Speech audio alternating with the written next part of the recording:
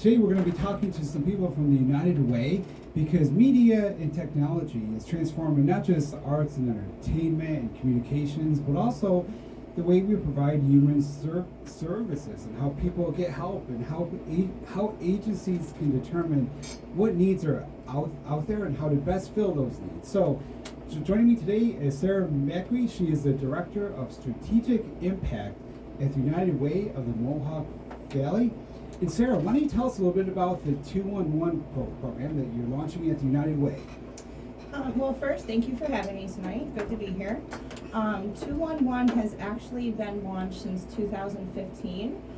We are the Mid-York region. We cover Oneida County, Madison County, and Herkimer County. It is an information and referral service. You can literally call for any need from employment services, education services, legal services, any human service need that you have any questions about. You can feel free to call 211, text 868-211, and 898-211, I'm so sorry, or go to 211midyork.org. So a person could just pick up their phone, like they would call a 911 for help, for something that's like a non-emergency type thing. They would just pick up their phone and dial 211, and someone would answer. Yes, you get a live person, so that is the best part. You get a live person to ask any questions you want. You can do multiple questions in one call. If you have crisis services, you're in need of any of those kind of services, they are trained to actually take those crisis calls, de-escalate someone, point them in the right direction to get the help they need. Nice. So for some things that may seem like an urgent matter, an emergency, they can help people get through that too. Yes, or they could refer you to like an MCAT call, or if it was a 911 call, they would direct you to call 911 if they could not handle those services. But if it is more of a non-emergent case, they can talk you through how to handle a situation like that. So what are some of the things that they might help somebody with? Some of the non-emergent cases or some of the day-to-day things? Whether you're facing eviction or you are in need of help with utilities, literally any kind of question you have. If you don't know how to get a driver's license because you just moved here, if you don't know where any kind of services are located, doctors, vets, anything you can really call in and get information about or a referral to that service. And the best part is that they actually pinpoint your location from the phone call to give you services in that direct area. Wow, and this is like a 24/7 thing too? This is a 24/7, all year round. You can call any time of the day. Nice. It's kind of like how they would have the information desk at the library. Yes. It could be just like, where do I go to get this? Or it could be someone who maybe doesn't necessarily normally turn to a human service agency for help. May just call this number just for information about some general day-to-day thing, like where do I... Or sometimes when a client, if you don't know where to call and you're just calling, let me try United Way, let me try Community Action, and you're just calling around trying to find answers to your questions, you just call 211 and it directs you. So you skip and you save yourself that whole hours of trying to figure something out when it just directs you to one person. And it's multilingual, and it's for hearing impaired. It could literally be for any kind of situation. They can help you. And that's a big thing, because I used to work in the nonprofit field back about 20 years ago at RCIL. Yep. And I know that information and retrieval, I think we call it INR, it was information and referral. Yep. That was a big thing that we would do, and it would take a lot of time, because if someone would call for something and we would get the call and we weren't the agency to help them, it would be a while to figure out where is the best food bank and where they live, or where is the best. Yep, so it saves that time, but it also saves cost of calling 1-800 numbers as well. Yes. So it does save time and cost. and time for the staff too, to try to figure out what's the best place, or to make the call for them and say, do you do this, and call back the person and stuff. Exactly. So you just get directed to that service you need, or a referral to those services. Like if you're in need of help in housing, you can get a referral directly to a housing service.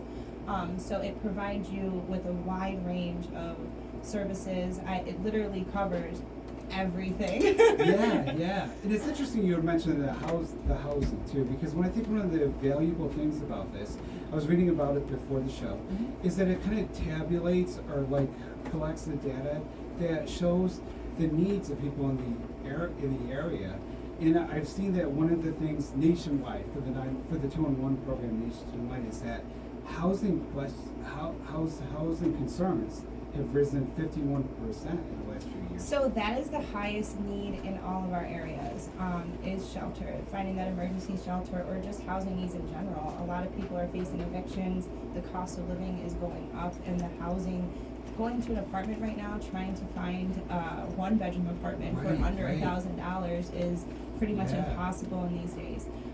So it's huge for people to try to, the more people that are calling in about the needs that they need, the more information that we have to see how we change these gaps in services, how we change the communities that need those help in those areas, how to increase services. So that's what's huge about this awareness campaign, is because we're trying to get the word out, to get more calls in so we can have that data to back up the situations that are occurring around our communities. So the more people that call, the better it is, because it really helps you to, and it probably helps the other nonprofit groups in the area too, to know like what needs are out there, and maybe who could do more of what, or do something. Exactly, and we're actually at United Way, we're starting a strategic planning process, which government officials. Tell me about that. Yes, very exciting. Yeah, it is. Government officials are actually going to be involved in this process. Wow. And we are pulling the data from 211. We are actually launching a community survey for agencies and for residents to complete, and you can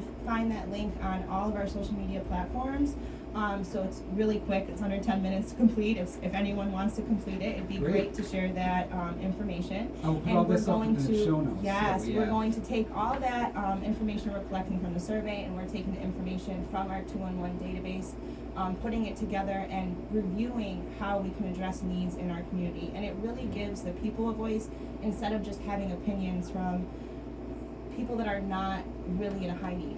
You know what I mean? So it can address what the community needs, what the community wants, to see change in our areas. So it's really important to get your voices heard, and that's exactly what we're trying to do. So what have you seen, like in the years that this program has been in place, and the people have been calling for help, and the people may have been, giving information about the needs that they have. Like, what have you seen in the past, maybe a few years or in recent times, like, other than housing, like what other needs are out there that seem to definitely food insecurities. Our highest needs are shelter, food insecurities, then it goes into like childcare, household needs, legal services, education services, employment services, but really our main ones are food and shelter. Yeah. So what happens now? Like, say if a person has an apartment, and they either get a notice that like the rent's going up and they can't afford that rent, or they are evicted, or they have a situation in their family that maybe might change, where they have to change where they live. What happens to a person maybe who's living like paycheck to paycheck, and suddenly they need to find a new place to live, and presumably they'd have to come up with first and last month's rent, and they'd have to come up with a deposit. How do people manage that? So what's nice about our 211 database is it's updated annually. So we have the most current and accurate information on there. So when someone does call in about an issue, they can get pinpointed to a service that has the correct information, the correct phone numbers, the correct addresses, to go and ask those questions and try to get pinpointed to those programs that can help them. There are minimal programs out there right now. So, but this is the point of trying to find the information so we can increase those services. So that's what the biggest point of this is. So if it's something that is not happening right now, this is something we can work on changing. And I imagine it'd be like even the issue I just asked you about, it can be complicated depending on whether they have kids or not, whether they're refugees, whether they speak the language. Yep, so it's definitely a case-by-case situation. And also with a case-by-case situation, 211 can follow up. So if it is a crisis service, or it is just a situation that you're like, hey, can you by chance call me back and see if I got help? Like, they will call you back. So that's one of the greatest things too. Our staff is very highly trained. Our contact center is actually community contact services, and they are out in Syracuse, and they do such a wonderful job. Oh, so they're relatively close too. So yes, and they actually service like 211 CNY. They service plenty other areas as well. So they're highly trained, and they're just brilliant at what they do. So I imagine that probably like if somebody calls and they have a situation like that, it's a stressful time. they're probably a little bit scared. You know, I'm sure your people answer to the phone maybe can like help kind of talk them down a bit. Yes, and it's completely confidential. Yeah. It's confidential. If you want to remain anonymous, you can remain anonymous, and it's free of charge. Yeah. So, I mean, you're really hitting all the things, so you don't have to be afraid to be like, oh, you can say your name if you want to say your name, but it's not going to be released. So no one's tracking your name, you're not going into a database, we're just tracking the need. So like when you're gathering the information with the website too, and I'll put links in the show notes and all that, people can like go in and like talk about the needs that they have. And it won't be like they're giving you their name or giving their name out to other agencies. Exactly, and they're unless trained. Unless they want. Yes, and they're trained to break down a phone call. So you can start, sometimes it really just depends on how much the caller wants to give. Yeah. And the more you give, the more you get, you know? Right, So right, sometimes someone will call with one question, and as they get Yeah. going in a conversation, it can lead to about 5 other services they didn't realize that they needed. Yeah, And they can yeah. pinpoint all those things for you. Right.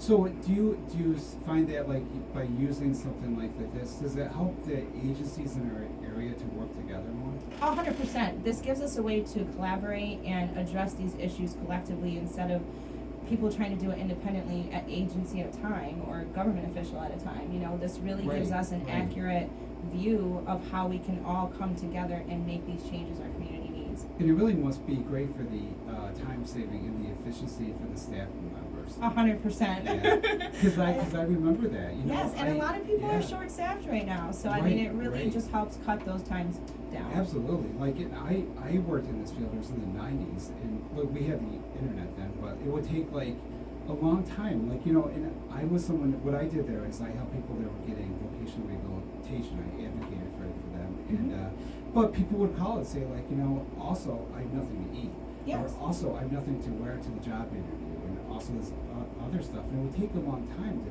figure out like who had, say, clothing give away, what were their hours, and how could the person get there, and if this could like streamline that. Exactly, it It's just amazing. streamlines that service, and Yeah. even when you go online now, you can go to Google and Google something, you can get Right. 10 different items that pop up, and you're clicking through each one trying to figure out which one do I go to. Yes. This totally Right. cuts that whole thing in half, and you're getting Yeah. to an actual person, and instead of being like, okay, type in one question, you're asking a direct caller, so you're getting those Yeah. answers back, and you can ask multiple questions in one call. And I can see why that'd be very reassuring to people, especially if the language was an issue too. Exactly, You know, like to actually exactly. talk to someone, say I don't understand, or to be able to say, you know, ask the person on the other side of the call if they understand you. And Yeah, and what's a nice. live voice is great. Yes, and what's nice is when you're texting to 211 as well, you're getting that same service in a text Really? Oh, message it's an as actual you person are on the on the other phone. side. So, yeah, so you can, any platform that you reach, whether it's going to the website, whether it is doing it by text, or whether it's calling in,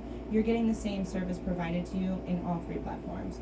And if I remember like my time in the field, a lot of times people who have these issues, like, you know, you may find out about this like at 6 o'clock on a Friday afternoon, and everything's closed until Monday, and it can be good to talk to someone right now to find out who can help me Monday morning. Exactly. Or if necessary, who can help me Friday night. Exactly. I've worked with many clients in housing that they were evicted. They found out 6 o'clock at night, and they had nowhere to go. So, you know, it's really great that it's 24/7 because they can at least direct you. If you are homeless, or if you find yourself evicted after a certain period of time and all other agencies are closed, they can direct you to a street outreach phone number that can help you Right. get connected to services that are after hours.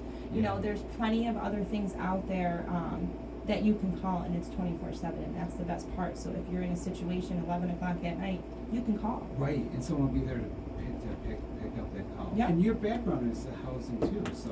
Yes, Yeah, yes, so I maybe the actually. next time we could talk more about that, because you know I think it's interesting. I think it would be interesting for people to know like what is it like if you are evicted at any time of the day or the week, but like on a Friday night, because a lot of people, I think many people have never been in this situation.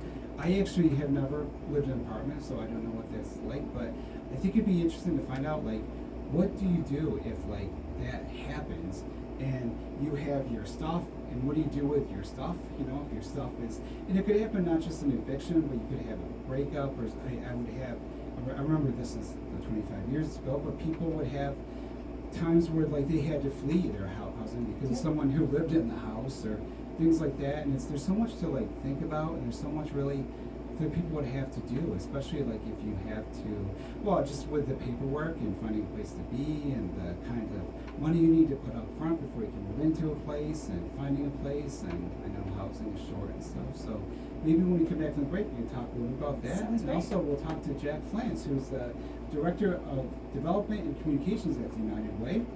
You're in the hot seat on a Media Monday on 95.5 FM The Heat.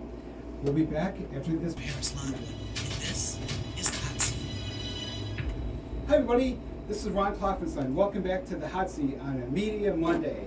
Today I'm talking to Sarah Macri. She is the Director of Strategic Impact at the United Way of the Mohawk Valley. And also talking to Jack Pflanz, who's going to join us now. He's the Director of Development and Communications. So Jack, we're talking a bit about the 211, and as Director of Marketing and Development, I bet you have a lot to do with that. A little, here and there. Can you get out there? Yeah, I'm helping Sarah a little bit. We started an awareness campaign about a month ago, and there's different components to it. And the first component was news media. So I like that. Yeah, that's why we're here. Yep. And Ron and I have known each other for 30 years. A long time, since, what do you say, 1988? Where does music, Sagertown Square, back when Sagertown Square was the place to be. Especially on a Saturday night. Oh my gosh. If you it were a was high school packed. kid? It was packed. Yep. It was so exciting to work there, remember that? Sometimes. Sometimes. It was hard, although our story wasn't too hard, because no one ever came in our story. Exactly. I dusted a lot. I dusted know. a lot of So did I. It was like a museum. Yeah, You know? It's I would, like, I would come in and grab the Windex and the paper towel and just start, I'll be back, I'll be in the back room, Ron. I know. I used to come in and watch Santa Barbara, and then I would watch the Oprah show, then the Donahue show. Then back then they used to have like sitcoms on at like 5 o'clock before the news. I used to watch the Golden Girls. I think Empty Nest was on Cindy. And we got paid for that. Then we watched the news. Then we watched the shows after that, like Wheel of Fortune, Jeopardy. Then we watched the primetime shows till 9:30. Then we dropped the gate and go home. Bring back memories. Man. I know, and like, no wonder we it went out of business after a while. Yeah. Because it was like. And no wonder we're people now, you know? I know. You know, we were there to help people and stuff. That's right. They would come in and Yeah. find out all the info from us and go buy it at From somewhere else. Bradley's or Jason's for $20 less. But hey, But it we was want a good people to time. call 211. We don't want Exactly. So anywhere let's else. talk about 211. So what do you think about 211? What we're doing is we're doing kind of a three-part phase of an awareness campaign, starting with interviewing with all the local media we can. We're here with you. We were with WKTV, WTR, Talking the Town, Bill Keeler. We were in the OD, the Observer Dispatch. We were the Rome Sentinel. And so we're just making the rounds and trying to spread as much awareness as possible for people who have, like Sarah said, any need at all, from housing and food to if you need a new bank or a new insurance broker. Yeah, Anything at yeah. all. And like Sarah So said, it's everyone who listens to this actually could call Yeah. us for some needs. Email Yeah, you me need a stuff. veterinarian, if you need a doctor, Yeah, you need a yeah. dentist, anything Right, at all. right. You need a mortgage broker, anything. Yeah. And so that's part one. Part two is, and we're gonna have you come in and do one of these, I can't wait. we're doing a series of 30-second social media videos. I'm gonna be so good at that. I'm Yeah. gonna be so good at I that. know you are. That's why Call we're gonna watch 211. it. And so we have this wonderful backdrop in our office. We bring Nice. people in. We brought in Mayor Galimi. He Wow. did a video. We had the mayor of Rome, the mayor of Oneida. Nice. And we've got a few special guests that are lined up.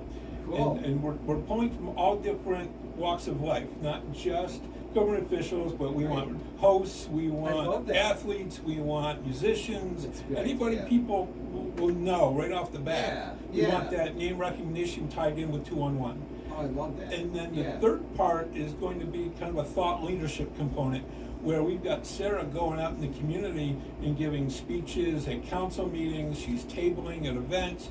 She was at the Pride Festival this Great, past great. Oh, weekend, cool. Thanks, tabling. thanks. So we've got kind of a three-part component, and we're going to be doing it all year long, Okay. right Yep. till the end of December. Yep. So let me ask you, this is a bit off topic here, but since you talked about the reaching out to the media stuff, I get so many people that ask me all the time, like, I'm doing this thing. How do I get this out there?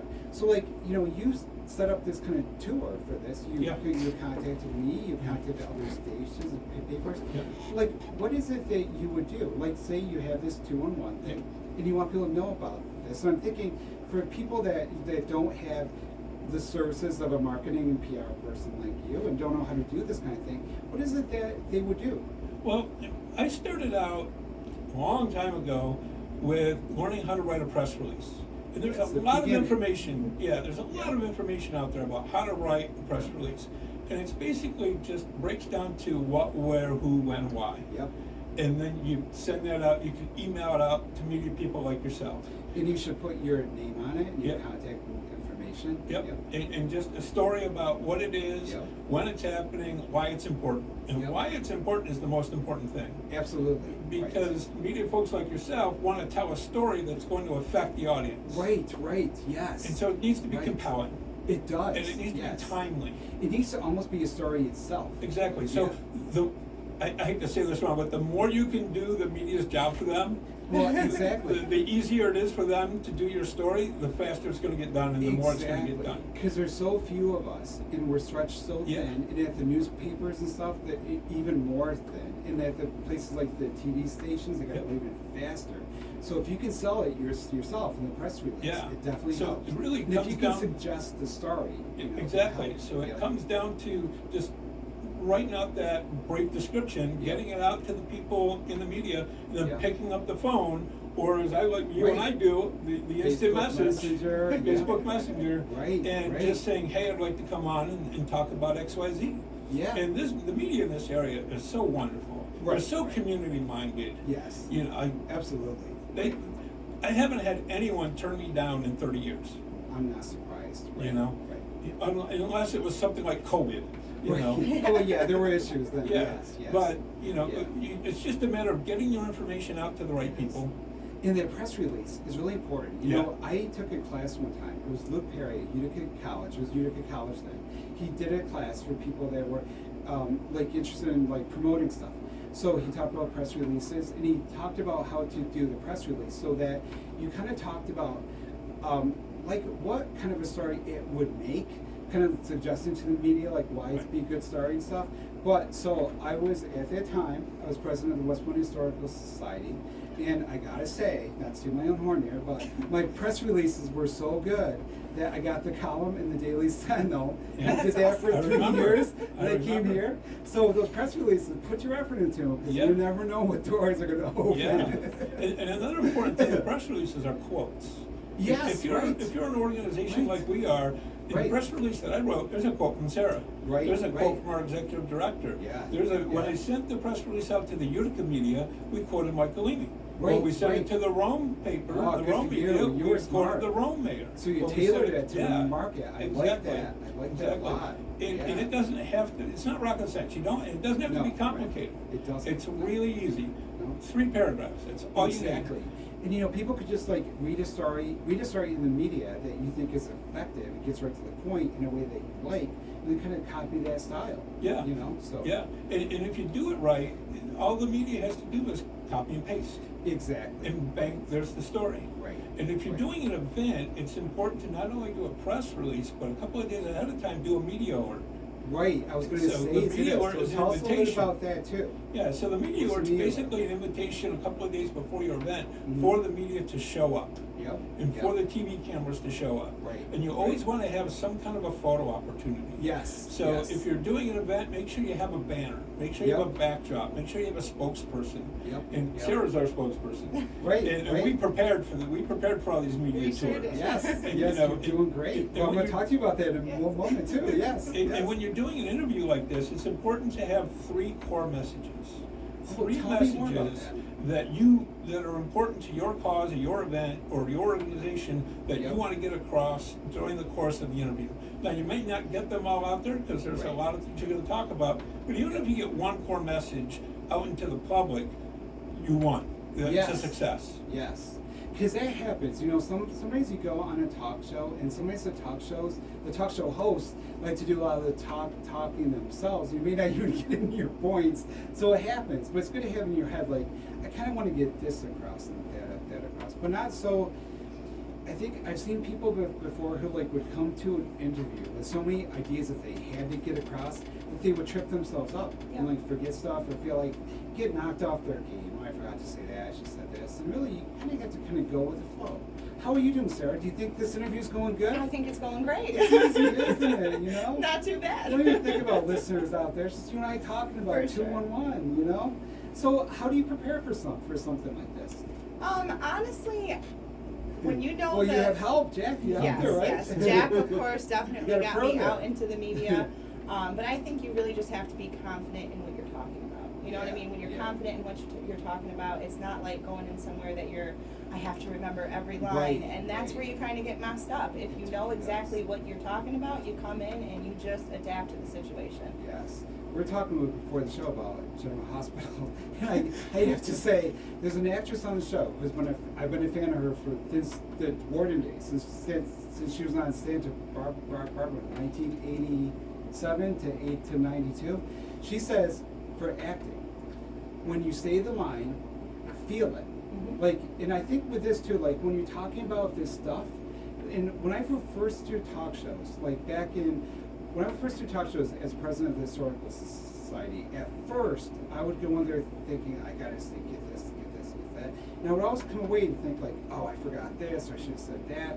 And even worse, at times, at the start, you know, I may have like thought that halfway through the interview, and that's really bad, because then you're kind of knocked off your game, Yep. thinking, oh, I should go back and say this. But if you kind of like slow down and just talk about, kind of recognize the fact that you know what you're there to talk about, and you know what to say, and just like kind of say it like a normal conversation, it all goes great, right? Exactly, and I also think that when you have a passion for what you're Yes. talking about, Right. it comes across a lot more easier than trying to remember lines or pinpoints that you need to talk about. You know what I mean? When you're Right. actually passionate about the issue or about what you're addressing, Right. it comes out a lot different. And you know, the person you're talking to, the host or the reporter, is a person. You're talking to a person. The people that are listening to us now, they're just people driving their cars, have their radios on, and you know, people are just want to hear like.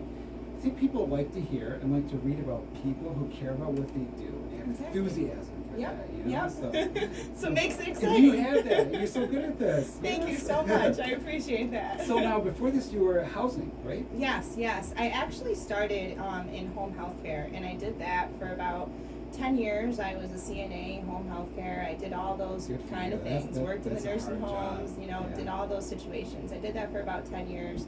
And then I said, you know, I need to figure out something that is not only going to give me time with my son, but is also going to, I wanted to help people in some kind of way. I just didn't know what area that was in, you know. So I went from that. I went back to school, got my teaching degree, and Good for you. I started I'm a teaching. teacher too. Yes, I like started that. teaching Yeah. history at the All Girls Detention Center. That was Nice. amazing. And I taught at the men's prison Yes. too. So there's similar backgrounds here. Yep. I so, teach cooking classes. That's right. Well, you worked for the warden, so we got that connection. So Yes. you know. So yeah, Small that was town awesome. here. You know? So I went from that, and then I got into, once I started working with the kids, I said I really just love working with the youth, you know. Right. And then I kind of got into housing. Housing kind of just fell in my lap, and when I started doing housing, I really just excelled in it. There are a lot of people in the area that need help. And a lot of the issues are not addressed, and I really worked my way up from working with client to client in housing and went up to the director. So now I'm at more of a platform that I can take the voices of our residents and really put it out there and advocate for them. And that is my biggest goal, is that our community gets our voice to be heard and to be listened to about needs that not a lot of people pay attention to. I really love that aspect of this, to really get a picture of like what people need and like Exactly. what they need from the agencies. And that's what it's about, not just our Yeah. opinions of it, but we want to hear the voices, and that is what is more important and drives our work. I feel like when you're in a nonprofit world, you Right. have to have the passion to help others. Oh, yeah. You know, you can burn out fast. It's such hard work. It is. You It don't is. do this kind of work for the income, you do it for the outcome. Exactly. Right. Exactly. Right. And you have to have, I think, the quality of being a little bit, like you have to be kind of, have an equilibrium of yourself, because like people come to you in times of high stress at Yes. times. You know? Yes, you definitely need Yeah. to have that balance between like life and home.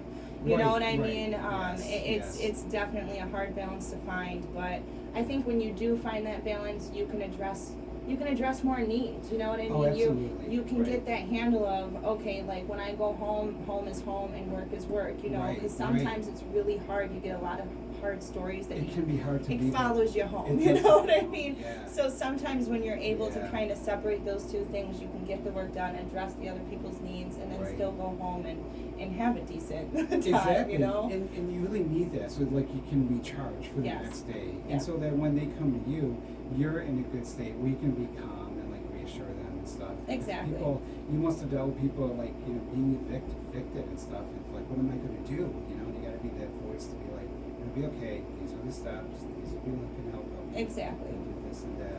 And I think, making an impact, whether small or large, is the goal. Yeah. Whether you're helping, if you can't help someone with an eviction, but you can help them get them clothes or get them access to food or clean water, Right. if you can address other needs, if you can't address the immediate one, Right. that's what's important. One small Right. thing or one Right. person believing in somebody else Yeah. can go a long way. It can give people hope. Yes. Yeah.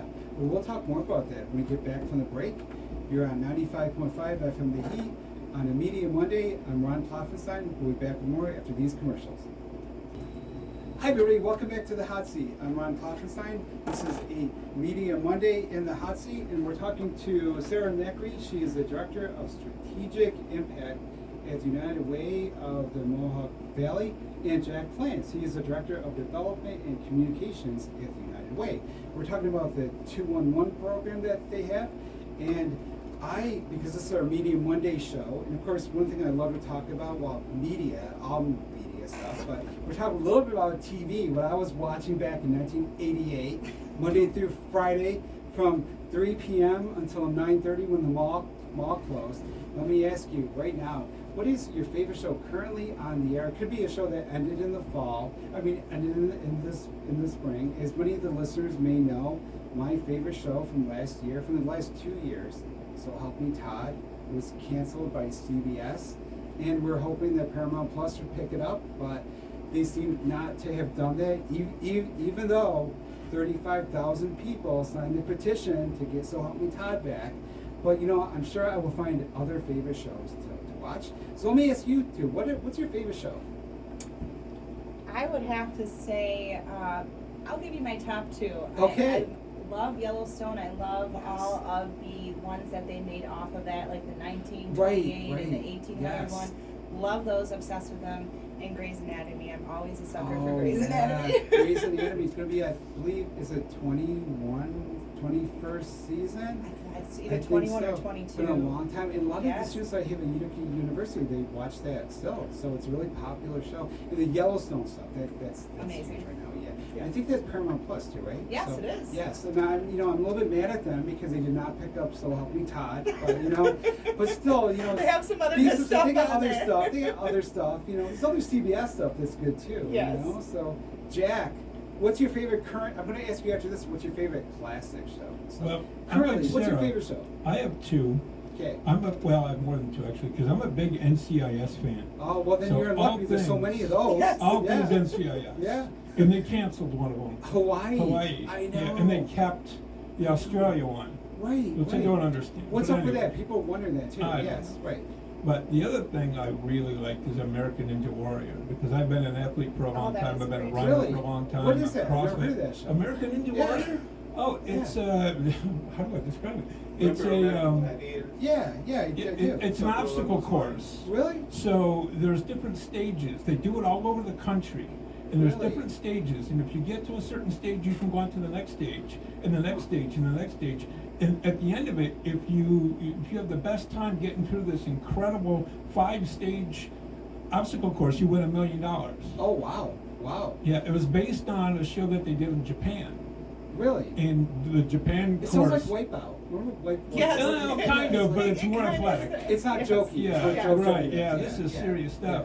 And you Wow. get some of the world's best athletes are, Oh, yeah? are in this. Yeah, you get football players who think they can do it. You get triathletes. You get mountain climbers. Oh, And wow. I mean, it's hard. A lot of people, they get through 1 or 2 obstacles and then they fall into the water. Gosh. You So know, yeah. what is this on? It's on NBC. Oh, it's on a Yeah. broadcast Yeah, show? yeah. Wow, Matter of wow. fact, I think this season started last Monday, Yeah. and so yeah. it'll go through to the fall. Oh, okay, so it's on now, so Yeah. currently there's not a repeat. Yeah, and they have so a men's nice. division, a women's division, and they have a kids division. Really? Yeah. Really? And- What night is this on? I want to say it's Monday night. Okay. Yeah, Yeah, I we'll wanna check see it out, Monday 'cause nights. this show will be off the air. Well, Yeah. Jay Easy might still be on, so listen to him first, but when, he goes off the air, when we switch over to But automated, there then are, check- this is what a phenomenon or has stream become. it later on. I get off at 8, so. Oh, okay, well then you That's should when it get, that's starts. when prime time starts, Yeah. so yeah. But gyms all over the country have adapted training programs. So To that. do you do that kind of thing? Is Well, that thing? I've been in CrossFit for a couple of years. Oh, that's really hard, yeah. And I've run marathons. I hike Oh, mountains. I've done kayaking. I like to hike. Really? I haven't gotten into exactly the Ninja Warrior thing yet. Yeah, yeah. But I really want So you to. gonna try out? Yeah. No, I might do a local. There's a lot of local competitions. Oh, is there? Oh, you Yeah, should do that, statewide. So I might try one. But the thing I really want to do is an ultra marathon. What's an ultra? An ultra marathon is any race that's 26.2 miles or over. Oh my gosh. So I've done 26.2 a couple times, Seriously? but I really want to do one that's beyond that. Wow. And there's one in Green Lake State Park. And how far is it beyond that? And they can range from 30 miles to 100 miles to What? 250 miles. 200 people run 250 miles? Oh yeah. How did not like without sleeping, right? Or is it like Sometimes it's a straight through thing, but you take my breaks gosh. and you sit down for a little Yeah. while. But they also have races that are stage races where there are like 5 people and it's a Yeah. relay for 250 miles. Oh. Yeah, there's a Wow. guy who's really famous for doing this. Look him up sometime. His So- name is David Goggins. Running 250 miles Yeah. straight through? Straight through, and one of the biggest races in the country is in the desert. Yeah? Yeah, in the Mohawk Desert, Wow. in 90-degree heat, 100-degree heat. That's horrible. People do Gosh, it. that's crazy. Yeah. I know, I'm like It's shocked. Yeah. I also had a marathon. Oh, you yeah. have I to won't be do the that. I'll do a 30 extended miler. human- So what do you But- like run to pass out? Sometimes I did that once in the Boilermaker. Really? Yeah. Oh yeah. I'm not surprised. Yeah. I'm surprised when people don't. It's like Yeah. I can't imagine it. I mean, I go to the fitness room, but I don't like run. I've never ran. Hey, I'm lucky if I can get 2 miles. I know. I was like, I do the elliptical. But I don't know. 30 Yeah. miles. And if we're talking Walking, I classic, can walk fast. It's fine.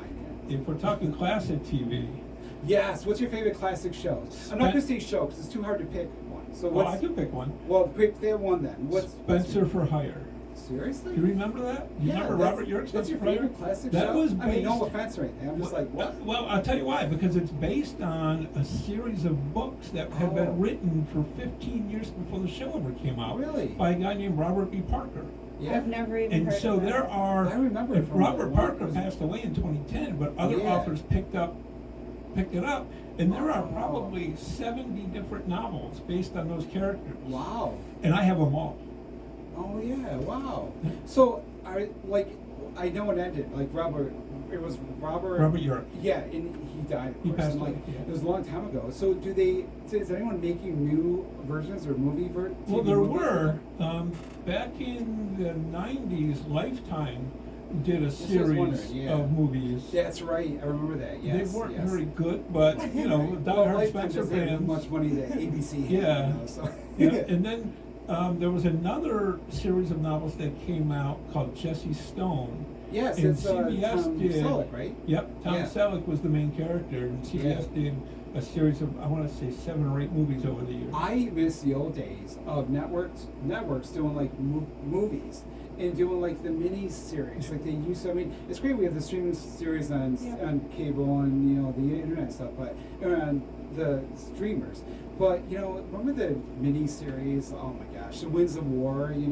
Honestly, I'm probably too young, but Yeah, I the think Winds it of was a War. little before my You know, time. North of the South, It from, was. with I Patrick watched Swayze. it too. That is how, like, literally, because it seems like when I was in school, we never really got to too much stuff, in social studies. I learned about World War II from the Winds of War. It was a 17-hour miniseries on ABC, and it was like back then, it was an event. Like Yeah. everybody watched the Winds of War. It was like you had to watch the Winds of War and talk about it the next day at school. It was so cool. It was like it was a two-parters. 17 hours was the first part, and then the second part of the same kind of thing, like It was a whole week of ABC, Monday, Tuesday, Wednesday, Thursday, Friday. It was phenomenal. And it was World War II. classic Hollywood actors Holly like Robert Bergen Mitchum. was in it. Yeah. Oh my God, she was fantastic. Robert Mitchum. Yes, Yep. right. Ellie McGraw. Yep. Yeah, North and South. Joan Collins used to do a lot. Do you know who Joan Collins is? Oh. Oh, you're so young. Oh, God. I looked her up. I was Oh, my born in God. '91. You guys Ron, are talking about a lot of if you You gotta things. look up Joan Collins. She's the If best. we ever do a birthday episode, we'll get with candles on a cake, we're gonna have to call the fire department. Oh, we are. Well, if she had one, she just turned 91, so Yeah. with her Wow, cake, God you know, bless her. we can't even do it upstairs in here with all this equipment. Yeah, Joan Collins. So I'm gonna say from one of my classic favorite shows. You may not know about the show. Knots Landing. Oh, It was yeah. a nighttime soap. It was You a looked at spin-off of cul-de-sac. Dallas. It was. They were like a middle class kind of nighttime soap. You know. Oh, that was so good. What's your favorite classic show? Sitcom, drama, soap opera. I would love you to say something. You probably don't, but soap operas, documentary I series, never really 2020. got into like the soap operas. That's never okay. Really I got into forgive those, you. but I have to say the one thing I even it's still on now is like the challenge. It started off as like road rules Okay. versus real world and all of that. Yeah. I love that stuff, and a lot of the same characters are still on it. Yeah. So it's Teenage really years right there. yeah, it's it's Yeah. really good. I love that. I still watch that every Wednesday. Do you like competition in reality type of shows? I do. I love all that kind of stuff. I really like some documentaries. I get into those and like the mysteries and murders Oh, and right, true right. crimes. Yes, you know, yes. so that's kind of my thing. Yeah, yeah. There's 3 shows that were on in the 1960s that took place in the country. One was Beverly Hills Billies, one was Petticoat Junction, one was Green Acres. And so I And started I remember watching these them all. shows. Well, I did too from when I was a baby. And now So- MeTV, you can watch them again. Well, I started watching them last summer, and I got so into this. They're on Petticoat Junction is on Amazon Prime. Green Acres on Roku. Beverly Hillbillies, best way to watch is on YouTube. Actually, they're all on YouTube. But I started watching these shows, and I got so into them that I'm like writing kind of a book about them, writing a whole chapter That's about really the neat. rural shows. Yeah, because it was really cool because in the 1960s, these shows were massive. And they were on CBS, and CBS dominated the field. But, so, all of a sudden, like, all these shows started to pop up because they wanted to have, it was a time when the country wasn't going through there's a lot going on. It was tumultuous. There was the assassinations, and there was riots, and there was Vietnam War. So people kind of wanted the escapism. So these shows were nice and sweet. And they would also have, like, a lot of, like, they called them magic coms. Like Bewitched, she was a Yeah. witch, and I Dream of Jeannie and stuff. These were big shows that dominated the landscape until 1970, and CBS led the way. They canceled them all, like dead. The whole thing, like all 3 of the rural shows, all those kind of sitcoms, light ones, got canceled and replaced with like the Fan Family and Mary Tyler Moore, the grittier shows. So it was a really interesting time in our cultural history because all of a sudden TV was like TV kind of like lifted up its head, looked around, and was like, our shows don't reflect what's happening. But, so now here, like 60 years later, I'm starting to watch these shows again, and it's like, oh, these shows are so nice, so You know what I viewers. just rewatched from like Tell season me. 1 is Yeah. The Golden Girls. Oh my God, that's I classic. just rewatched that Good from for season you, 1 good for and the you. spin-off series of that too. Golden so, Palace, yes. I love Golden Palace Yep, too. I love those. Yes, yes. Those are so funny. You know, you They watch are. those sitcoms and you laugh so much. Yep. Oh my God. Jay-Z, what are your shows? What's your favorite classic show? Or, you know, so whenever I say your favorite, people are like, well, I have like 3. What are some of your favorite classic shows? Well, when I was a kid, You need a mic here. guess I'll get on the mic early. Well, when I was a kid, I grew up watching like the Nick at Night shows. So all the Nick Yes. at Night shows were the shows that you guys, would watch when they first aired.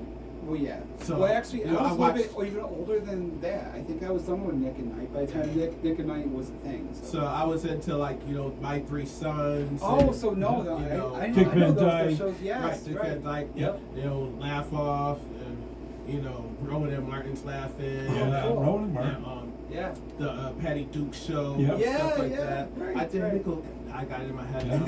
Yeah, the song, right? But, and then teenage years, of course, I got into. Remember, ABC had the TGIF shows. Yes. Like every Friday night, they would have like you know, like the Full House, Family Matters. Family Matters. Yeah, hanging with Mr. Cooper. Yeah, and all yeah. that. They even have different strokes for a while. Yeah. They did for a year. It switched over from NBC, right? It switched over for a year. Those are good from ones. NBC. Yes, yes. And that And- reminds me, I remember watching the reruns of Gilligan's Island and Partridge Family. Right, right.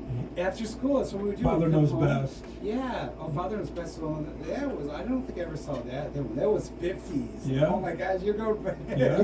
We're the same age, though. And the Golden Girls was part of a universe. You're There 25 was- too, Ron? Yeah, right. The Golden Girls, there was an Empty Nest, there was Nurses, and there was another show too, that part of like, they were all kind of connected. So it was kind of cool because at times there'd be like a storyline that connected all the shows. And like, Oh, that's Sophia, well, I mean, the Empty Nest family and the Golden Girls were neighbors. So Mhm. like they would, there was a hurricane once, I think, on all the CBS or all the NBC Saturday night shows. So like they would be in each other's shows, and they Oh, were that's like, neat. it was really cool. I love the yeah. crossovers. Oh, me Yep. too. You know, Yep, that's great.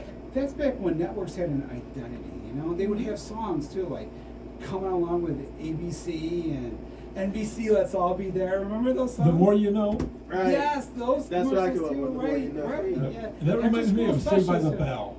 Yeah, Saved by right. the Bell. Yep, I remember I that. love that Yes. show. And they yes. tried to go prime time with the college years. And Yeah. What's the same? Some things just aren't the same. But you know? everything is streaming nowadays. I know. know, like the other day, it was probably a couple weeks ago, I tried to go on the TV and just go to like a local news station. And I'm like, I can't even, the hard to stations find aren't it. like that no more. It's not like you No, just go to right. channel 5 or 22 to ABC. know, right. You're trying to go on this one to stream this, and I couldn't find anything. I And I know. sat there after 2 hours and was like, forget it. I'm done. I'm I done swear, looking. there are times like sometimes by the time you like remember what night the new episodes are on and which one they're on, Yep. it's already done. Like these seasons are like. Because then you 6 get on episodes. demand nowadays. You get- so- oh, yeah, exactly right. Or you can record. But you So- forget, and like, Yeah. like you go back to Paramount Plus and think, oh my gosh, I left off on episode 2 of that. Forgot all about it. Yep. Or you know what? Now I'm so used to streaming, so Yeah. there's a pro to it and a con to it. So the con to it is that I can't get local stations because I don't know where I'm going on the TV now. Me But either, the yeah. pro to it is that now I don't watch commercials, so that Yeah. the few times that they give I me know. ads and they're like 30 seconds, I'm like, oh, I I gotta sit know, through this right, 30 right. seconds of a commercial. You know, what is this? In these So- ads, now they're on Amazon Prime. Yep. There's ads like like Everywhere. oh my gosh, I paid for Amazon. I gotta watch But they ads. catch you because then if you want to pay a couple dollars Then they pay extra, you more don't have get to the have ads to ads. go away. So they really got you there. Yep. I think Hulu too has ads. Yeah, 100%. I know, it's like, oh my gosh, it used to be like, paying 9 ads and Petticoat Junction, watching it. And you know what happens too? I don't like when streamers, when they put the ads in like kind of at random too. Yep. Like not where, you can tell like when the show was going to have an ad on CBS in 1965. And it just goes like black for a couple seconds. Yeah, like it fades out, especially with the older things. They like kind of build up to the ad. Yep. But sometimes they like pop the ads and like on YouTube, like where you're watching them in the middle of a scene ad. You Yep. know, it's like, but I guess we gotta get used to like that switching. It's how it is now. There's kind of shorter attention spans. And if you want to bring this back full circle to 211, if Yes! you're new to the area, almost done. So hey, if you're, new to, 211. if you're new to the area and you don't know what your local TV stations are, and how to watch your local news, you call Exactly. 211. Or you can ask me. I know all about this stuff. Yes, call in here. We'll tell you Paramount Plus, Hulu, Disney Plus. I know all about this stuff. And hey, if you got Max, it used to be called HBO Max. There's a fantastic show called Hacks. Jean Smart is the star. She plays a comedian who was a Vegas person who lost her throne as Queen of Vegas in the showrooms, and she built back her career from the bottom up. And it's like, oh my God, it's hysterical, and it's it has a lot to do with the aging too, in the business. So I really identify with Hacks. So get Hacks. And it's HBO or Max, the streamer. It's like 3 seasons, just been renewed. Now I gotta try it. There's so many shows we could watch. We could talk about shows all day long. But now it's time for Jay-Z to pick up. So thank you to my guests. So Sarah Macri is the Director of Strategic Impact. Jack Pflanz is the Director of Development and Communications at United Way of the Mohawk Valley. I'll have on the show notes all the links to all this great 211 stuff. You can check it out for yourself. I'm Ron Kloffenstein on a hot seat on a Media Monday. I'm going to kick it over to Jay Easy for the easy ride home.